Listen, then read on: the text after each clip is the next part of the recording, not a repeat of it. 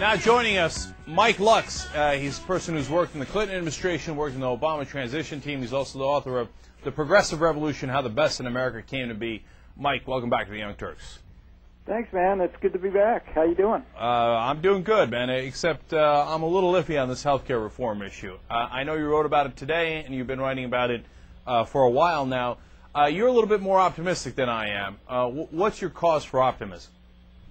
Well, you know, today I'm more optimistic than you are. You know, this thing goes back and forth, you know, like ping pong in terms of the day to day. But I've always been, you know, I've from the very beginning, I felt like we at least have a shot this time. You know, the last time we tried this, we made some, and I was in the Clinton White House when we did. We made some mistakes early on.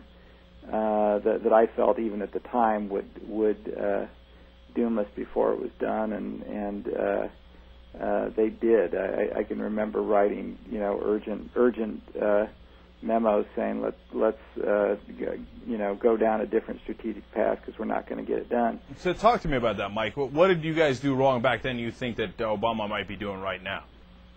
Well, I think one of the things was we never gave this a sense of urgency or priority. You know, Bill Clinton had a lot of political skills, but he was not a disciplined man, and he got convinced by Bob Rubin fairly early on that he should focus all of his energy early on deficit cutting and that he should go slow on health care, and we slow walked that health care bill in the early days. I mean, it took us a year to work out our own version of a proposal, and you know, there's just no way, as a bunch of us were you know, screaming and yelling at the time, there's just no way we were going to get health care done by slow walking the thing. That's interesting. Bob Rubin, former head of Goldman Sachs, who then later went and got over $100 million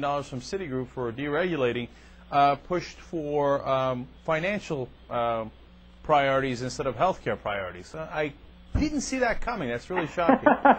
All right. So yeah, I know it's shocking. Right. So now Obama's stressing that we need to get it done right away, and I think that's smart. That's what Lyndon Johnson did to get things through in 1965. Last time, you know, obviously we had major health care legislation. I don't have any problem with that. The real question, Mike, is at the White House, do they actually believe in a public option? Because if they do, and they fight for it, and they win, well, then they really accomplished something. But if they don't, it's easy to get health care reform. You just buckle to the Republicans and the lobbyists, take the public option out, you can have it tomorrow. They'll sign that instantly. Well, that's not the only thing you'd have to take out, but your point is absolutely right. I mean, I feel like the reason that we're kind of in a logjam right now is that Clinton really does want a public option. I'm not sure that all of Obama does. Yeah, sorry, time warp there. That Obama really does want a public option. I really think that because look, otherwise, I think they already would have taken the deal, as you said. I think if it were up to Rahm Emanuel, they would have already taken the deal. What's your insight into that? Well, Rahm Emanuel, does all he care about is politics? Hey, if we get health care reform, it's easier to get health care reform if we leave out the real reform. And if we get it, we can brag politically about it. Does he care about the issue at all? Or is he like the only Democrat in the country who actually believes the public option is not a good idea for whatever unimaginable reason? You know, I don't think Rahm cares. And you know, I base that not just on the fact that, you know, I've known Rahm for 25 plus years, and know you know, somewhat about how he thinks. But I mean, Rahm actually said that. His quote on health care at the beginning of this fight was, the only thing that's not negotiable is that we win. Everything else is on the table. I mean, that was what he said at the very beginning of this fight, and that's how Rahm thinks. I mean, he wants a victory. Period. End of story. And if it's a Pyrrhic victory or it's a a false victory, as long as it's a political victory, he doesn't care. Exactly. And he doesn't have a great deal of. I mean, he knows the policy. Rahm is actually, to his credit, Rahm's a policy wonk. It's not like he doesn't know the policy, but he honestly just doesn't care. To him, it's all in the deal. He wants a political victory. Doesn't really care that much about how you get it or what you have to trade off. Well, Mike, obviously that's not a good sign. So let me bring you bad sign number 2. Harry Reid saying, what I think should be in the bill is something that I will vote for according to my conscience when we get this bill to the floor. But I have a responsibility to get a bill to the Senate floor that will get 60 votes that we can proceed toward. So that seems to indicate Harry Reid is in mid-buckle, that he's about to buckle on this and go, oh boy, I'd love a public option. But instead, we're going to get the easy 60 votes on a non-public option version. Well, look, then I think what progressives have got to do, and this is what I've been saying in internal strategy meetings as well as in some of my blog posts. I think what progressives have got to do is do what the House Progressive Caucus did today, which is say, no deal. If you do this, we're not going along for the ride. We're going to do everything in our power to block it. You've already got Bernie Sanders and Sherrod Brown, a bunch of other people in the Senate organizing on that basis. The thing with Harry Reid is this, and you know, I've worked with Harry. I respect Harry, but Harry likes things to be comfortable. He likes everybody to get along. He likes to go down the easiest path. And so I think what progressives have got to do is make the path rocky for him, not allow him to cut that kind of deal. I think, and I think in the House we just have to fight like crazy to keep the progressives together and keep them from buckling. Because as long as we deny them the votes, look, it doesn't matter on one level because the Republicans aren't going to give us any votes. It doesn't matter what they say. They aren't even going to give us the votes if we fold to them, because even though they say they would, because in the end it's a political deal for them. They don't want to give Obama the victory.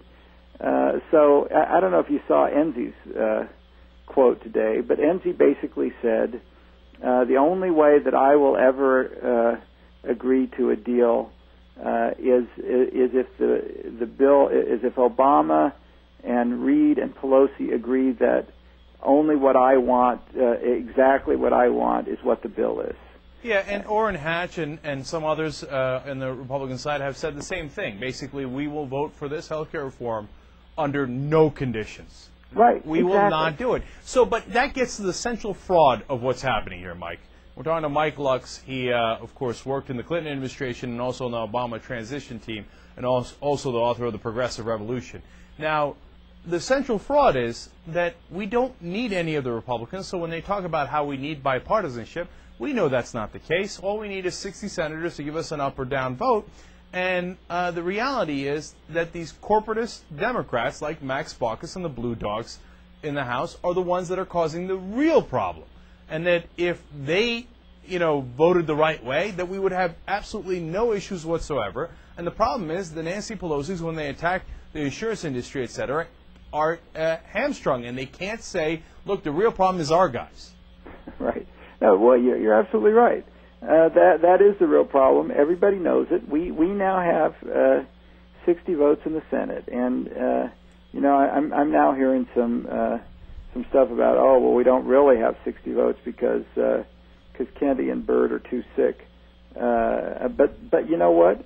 If health care was on the line, I guarantee you, Ted Kennedy and Byrd, they would drag themselves from whatever sick bed they're in and make it there, because these guys both realize this is a historic moment. This is the thing that they've been fighting for their whole lives. Of course, Mike, that's a nonsense point, again, to try to obfuscate the issue. Kennedy and Byrd would get wheeled into the Senate. There's no question about that. Absolutely. So we got the 60 votes. It's Democrats that are screwing us on this. We knew at the very start of this fight, at least those of us who were paying any attention, not including Max Baucus in that, but we knew at the beginning of this fight that we were not going to get any Republican votes, or maybe we'd get Olympia Snow. But we knew that from the beginning, right?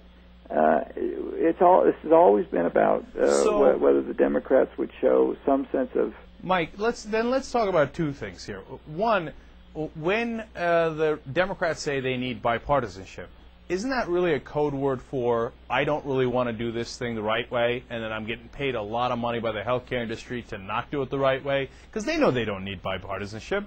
So when they say that, it seems like they're giving themselves political cover to actually do what their lobbyists paid them to do. Yeah, I agree with that. But let's be clear, it's only some Democrats that are absolutely. In fact, it's a few Democrats. It's a few Democrats. It's Max Baucus. It's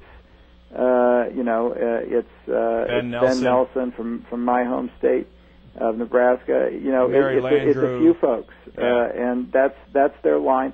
And of course, it's bullshit. If this was something that they cared about, if this was something that they wanted, they wouldn't care whether they had any Republicans. All right, so Mike, let's get to the final stage then, which is what do we do about it? How do you actually get the critical 10 senators?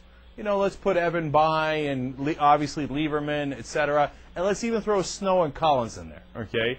Yep. Those 10 senators that the press would say are in the middle and that we would realize are actually in the pocket of the healthcare industry, how do we push them so they vote up or down on a healthcare reform with a public option? Well, I think, first of all, part of it is simple, old-fashioned organizing, and a lot of these folks come from small states where, like the state of Maine, where you just mentioned Snow and Collins, where organizing really does still matter. Now, what's going to happen during the recess is that the insurance companies are going to team up with the right-wing Republicans, and they're going to do a lot of AstroTurf BS. But we simply have to out-organize them, and I think we can do that. But Mike, can you be more specific for me? Because it's easy to say that, but I think a lot of the people watching and listening don't know what you mean. Like, what do you do in Maine? What do you do in Nebraska to get Nelson, let's say, in Nebraska to actually change his vote? Well, I think there's a lot of stuff you can do, but I think you're absolutely going to have to go beyond calls and letters and the usual stuff. I think, for example, in Nebraska activists there should start talking about who they're going to run against Ben Nelson in the primary. They should start putting together a fund for whoever wants to run against Ben Nelson in the primary if he votes the wrong way on health care. I think we should be talking about sit-ins in offices. I think we should be we got to go to the mat on this. I think we should be taking it, past what we usually do and go for it. So I think that we should be getting very, very aggressive. I think the second thing that we have to be aggressive about is we gotta hold Obama accountable and say, look, you've been willing to twist arms on other stuff. This is the ultimate issue. His presidency, the Republicans, in a sense, were right. If they beat him on health care, his presidency is over in terms of big change. That's probably true. So he's got to win this thing. And we just have to say, look, we're not going to do the deal where we do some weak-ass compromise. All right, now let's look at the legislative side of this, because when you talk about there's a decent version in the Health Committee in the Senate, which I want to ask you a little bit more about in a second, and then the version we don't like in the Finance Committee from Max Baucus, right? Let's say they both come out of committee. What happens next? How do we know which one we're going to go with? What happens next is that it goes to Harry Reid, and Harry Reid's job is to combine the two bills. And so, I don't think it should happen. I don't think we should wait for this.